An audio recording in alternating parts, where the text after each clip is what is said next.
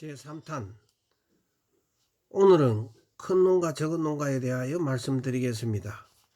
여기에서 큰 농가라고 정해야 하는 것은 닭 숫자만이 아니고 큰 대형 마트에다가 계약 납품하는 이 농가들을 일컫는 말로 이해하면 되겠습니다. 그래서 이 큰 농가는 고시가가 높아야 계약 납품하는데 유리하고 또 남는 물량은 시중에 헐게 팔아도 손해가 적다고 합니다.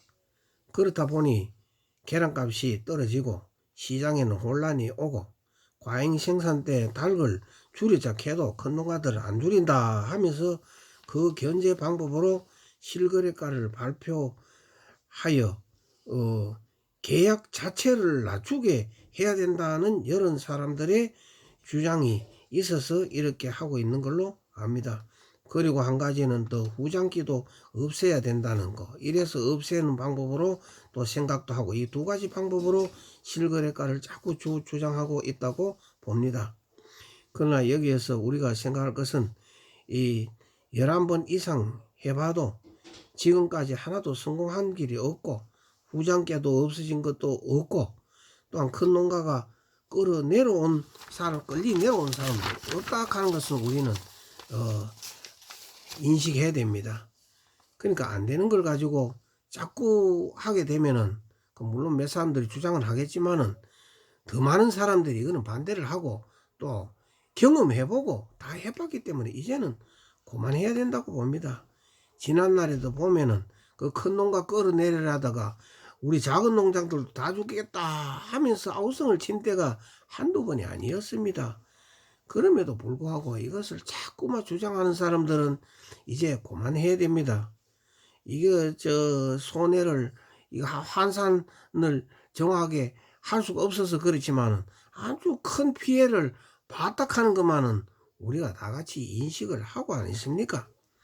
그리고 우리나라는 이 자유시장 상황에서는 항상 승자와 패자가 안 생깁니까? 우리 경제에서는 이런 평등 경제가 없습니다. 니도 100원 버리고 나도 100원 버리고 이런 평등이 없다 이런 얘기입니다. 그리고 또한 이런 경쟁이 없는 사회는 발전이 굉장히 느립니다. 가령 운동장에서 달리기 하는 선수들이 여럿이 경주를 하지만은 1등은 한 사람이 안 나옵니까? 그렇다면 우리가 이 등회도 하기 싫고 해서 이게 두렵기도 하고 해서 모두 같이 결승점에 들어가자 하면서 우리가 결의를 하고 한다면은 어떻게 하겠습니까? 모두가 천천히 걸어가서 결승점에 도달해 가자 우리 다 1등이다 하면서 하면은 그런 운동 경기가 어떻게 매력이 있는 경기가 되며 이런 이 사회의 부의 평등도 똑같아진다는 게 있을 수도 없지만 있다고 해서 무슨 그런 사회가 있다고 생각을 합니까? 그는 안 되는 걸 자꾸만 경제에도 평등 똑같이 그는 안 된다는 그런 말입니다. 그러면은 운동장에서 달리기 하는 선수 1등은 왜 할까요? 1등에게는 보상이 따른 거 아닙니까? 그러니까 우리가 이 경제시장에서도 우리가 열심히 해서 부자 되는 이 부자들은 그 부를 가지고 누리고 다른 사람들보다 좀 더 부유하게 살고 또한 그 후손들에게 많은 재물을 남겨주고 여러 가지 이런 등등이 자기가 누릴 것을 누리기 위해서 그 열심히 달려가는 거 아닙니까? 1등 하기 위해서. 그래서 우리가 그런 게 다 생긴다. 이런 거를 우리가 생각하면 됩니다. 그래서 우리가 이런 부자들을 질시하기보다는 그들을 부러워하고 그들의 노력하는 거나 어떤 걸 우리가 그걸 배우고 그걸 삼아서 나도 해야 되겠다 하는 이러한 이 총매적인 역할로 우리가 바라보고 했을 적에 우리가 내가 1등 부자는 못 돼도 그 1등이 되는 과정에서 내가 2등 3등의 부를 우리가 다 누리고 있는 거 아닙니까?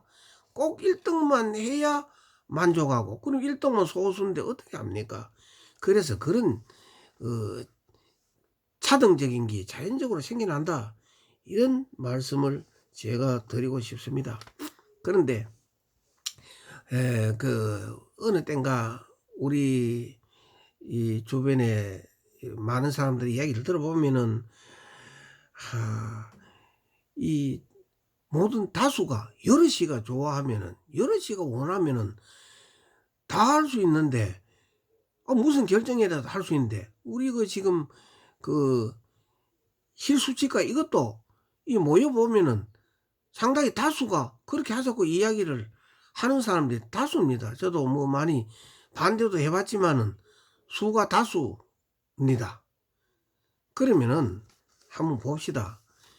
이 우리 자유시장 경제 안에서 이 다수가 했다고 해가지고 다수가 결의했다고 해가지고 부자를 끌어내리거나 부자 거를 마음대로 해도 된다는 얘기입니까? 아니지 않습니까?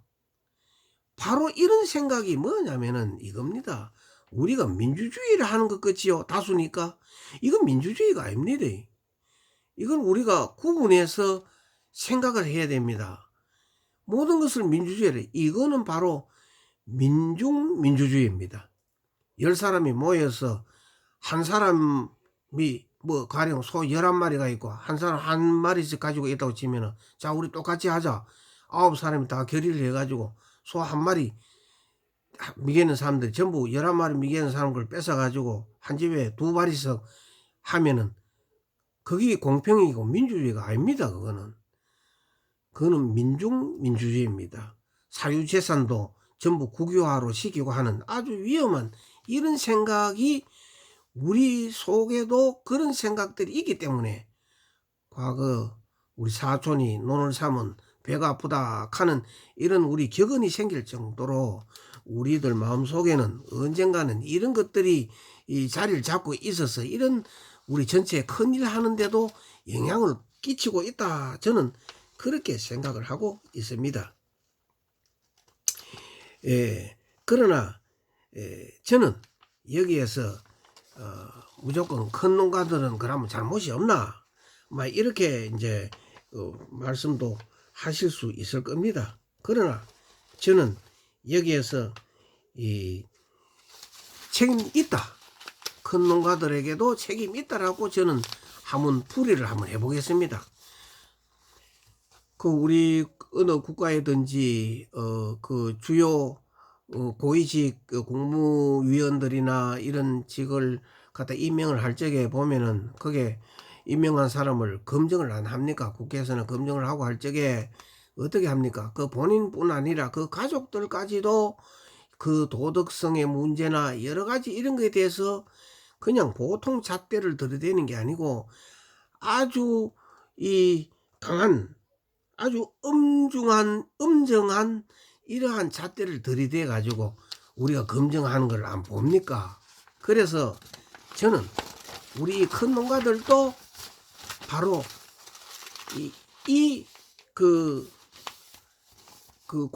공인이거든요. 공인과 같은 그런 반열에 있는 사람들이라고 저는 해석을 붙이고 싶습니다. 물론 똑같다고는 말할 수 없지만은 그 반열에 비슷하게 있는 일종의 공인이라고 저는 봅니다. 그렇다면은 이 큰 농장들이 왜 공인이 되고 할까? 이걸 지금 한번 풀이를 해봐야지요. 자, 큰 농장들은 첫째, 많은 그 고용인들을 부릴 것입니다. 고용인들을 고용해가지고 할 것입니다. 그 다음에 또한 농장이 크고 하다 보니 생산을 많이 할 것입니다. 그러면 그 많은 생산물은 또한 많은 소비자와 관계가 있는 거 아닙니까? 그 다음에 또한 양계는 혼자 합니까? 많은 농가들이 같이 양계하는 사람들끼리의 연관이 있다 이런 말입니다. 그래서 이런 큰 농가들은 바로 어떻게 보면은 공인이다. 공인의 반열에 있는 사람이라고 저는 해석을 하고 싶습니다.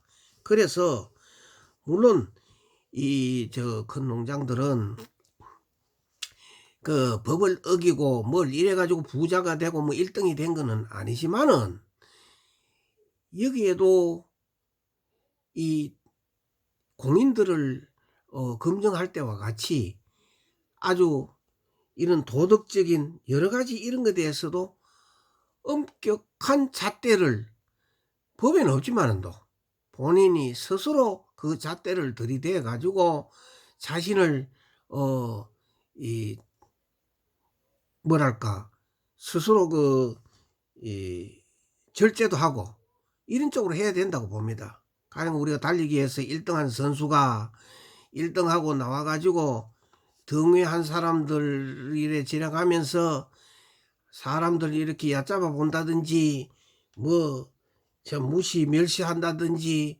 어떤 뭐 이렇게 한다면 한 모습이라도 보인다든지 하면은 등회 사람들이 숫자가 안 많습니까? 이 많은 사람들이 한마디씩 비난해도 그 소리가 얼마나 되겠습니까? 그래서 우리 큰 농가도 이 1등한 선수와 같다라고 생각을 해야 됩니다.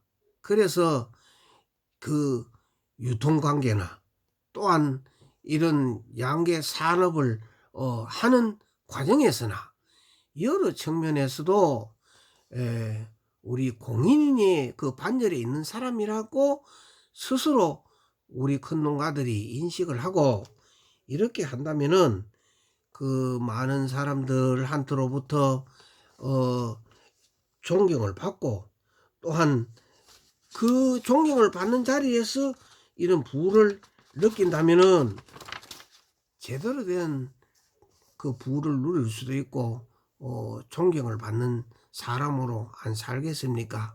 그래서 저는 우리 큰 농장들도 이러한 도덕적인 면에서도 책임이 있다라고 저는 말씀을 드리고 싶습니다. 그리고 이 다음에는 다음 편에서는 이 후장기 없애는 방법을 여러분들께 말씀드리려고 합니다. 고맙습니다.